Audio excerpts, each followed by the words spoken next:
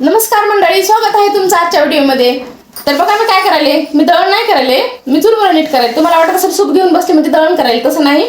हो का, हे 5 बॅग चुरमुरे आणलेत, अर्धा किलो डाळ आणलाय, 1 किलो शेंगदाणे आणलेत, 2 मसाल्याचे पॉकेट आणलेत, एक आणली कोथिंबीरची पेंडी. आता मुलं गेलेत शेतात कढीपत्ता आणायला, ते आल्यानंतर मी चिवडा बनवणार आहे. तर मी का बनवायले, तर माझा मुलगा उद्या कराडला जाणार आहे कॉलेजसाठी, सुट्टीवर आला होता 8-10 दिवस झालं, आता जाणार आहे. मग जाताना मी त्याला चिवडा करून देत असते, म्हणून चिवडा करायला लागले.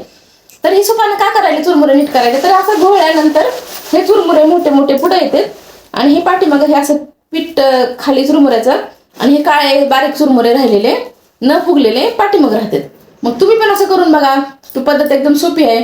तुम्हाला आवडली तर कमेंटमध्ये नक्की सांगा. तर चिवडा बनवताना व्हिडिओ मी करणार आहे, पण तुम्हाला आज नाही दाखवणार, कारण व्हिडिओ खूप मोठा होईल. मी तुम्हाला दाखवते पुढच्या व्हिडिओमध्ये चिवडा बनलेला, आणि माझी पद्धत पण सांगते.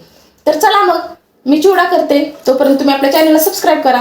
तर पुन्हा भेटू पुढील व्हिडिओमध्ये, तोपर्यंत श्री स्वामी समर्थ.